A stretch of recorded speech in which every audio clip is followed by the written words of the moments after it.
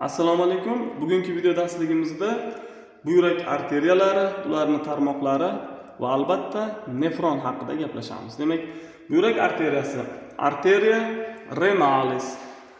Arteria renalis buyrak arteriyasi buyrak darvozasi sathiga kelib ikkiga bo'linadi. Demak, oldingi segmentar arteriya va orqa segmentar arteriya. Oldingi segmentar arteriya darvozadan kirib, u endi 4 ga bo'linadi.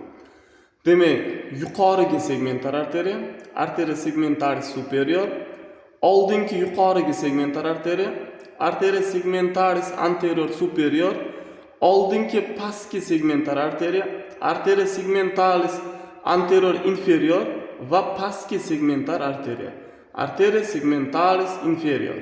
Demak, yuqorigi, oldingi pastki va pastki segmentar arteriyalar.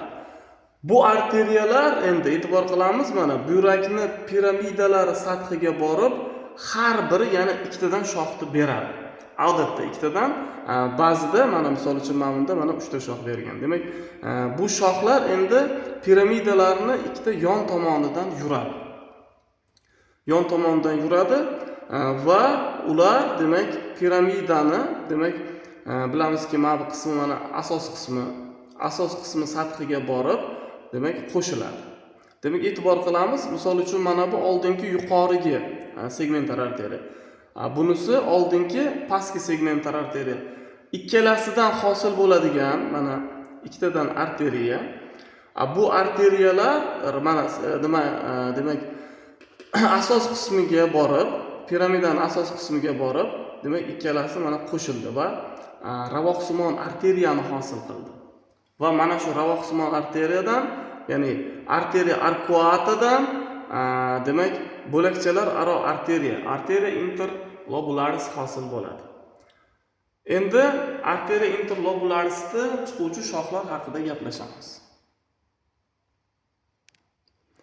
E'tibor qilamiz, mana bu yerda men alohida qilib demak ravoqsimon arteriyani oldim.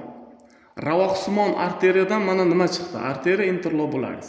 Har bir arteriya interlobularisdan bittadan olib keluvchi arteriya, ya'ni arteriya efferent chiqadi.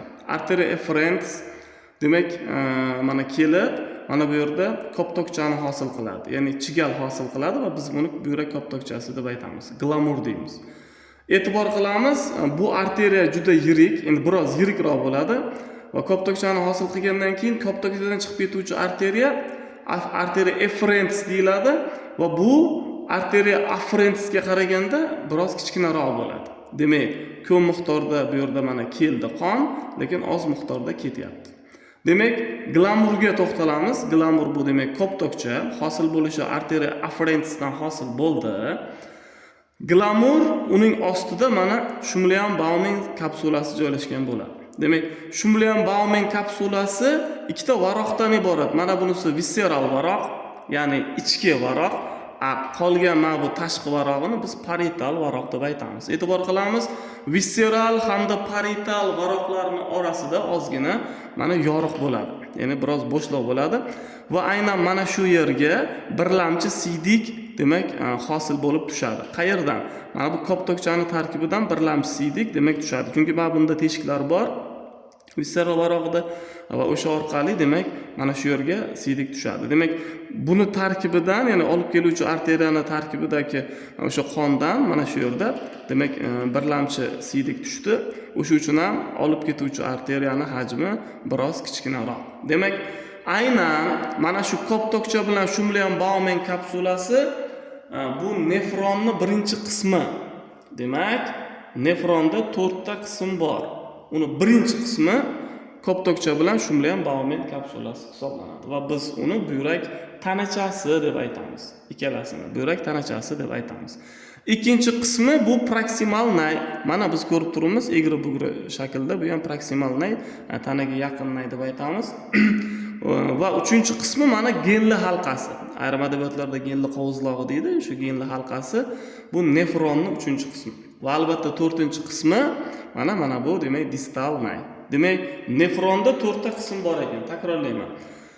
Buyrak tanachasi, bunga glamur bilan, ya'ni koptokcha bilan Shumlian-Baumann kapsulasi kiradi va ikkinchi qism proksimal nay. Demak, proksimal nay tanaga yaqin nay. 3-qism genli qovuzlog'i va 4-qism bu distal nay hisoblanadi. Endi mana bu yerda shu bilan Bauman kapsulasidan keyin o'sha birlamchi hosil bo'lgan siydik qayerga boradi? Mana o'zidan keyingi nayga proksimal nayga o'tadi. Undan genli qovuzlog'iga, undan mana demak distal nayga o'tadi. Endi mana shu yerda demak uni bevosita davomiga to'xtalamiz. Mana e'tibor qilamiz artery efferents. Artery efferents chiqqandan keyin kelib demak bularni barchasini o'riydi. Bularni barchasini mana o'riydi. Genli qovuzlog'ini ham o'riydi, mana hammasini o'riydi-yu, mana bu yerda demak o'rab bo'lgandan keyin mana shu bu distal nay tugagan joyda bu demak vena bo'lib, ya'ni venaga aylanib, demak yana ortga bu tomonga qaytadi. Va bu vena endi buyrak venasi bo'lib, buyrakdan tashqariga chiqib ketadi, lekin buyrak venasi bo'lguncha, ya'ni mana arteriya renalis hosil qilgan barcha tarmoqlarni nomi bilan ataladigan tarmoqlarni hosil qiladi. Misol uchun mana bu mana arteriya afferentsidir. Demak, bundan chiquvchi dastlabki tarmoq vena afferens bo'ladi. Undan mana demak vena interlobularis hosil bo'ladi. Vena demak arcuata hosil bo'ladi va vena segmentarislargacha borib, undan keyin buyrak demak venasi bo'lib tashqariga chiqib ketadi. Demak, proksimal naydan bu yerda endi qayta so'rilish jarayoni bo'ladi. Demak, organizm uchun zarur bo'lgan moddalar proksimal nayda qayta so'riladi. Distal nayda bo'ladigan bo'lsa, suv bilan natriy yana qayta so'riladi. Qolgan qismi demak siydik bo'lib, mana olib ketuvchi nayga ulanadi. Olib ketuvchi nayga bu bitta nefronni ulanganini ko'rsatdim men bu yerda. Bundan tashqari barcha nefronlar mana umumiy bo'lib mana shu nayga olib ketuvchi nayga kelib quyiladi.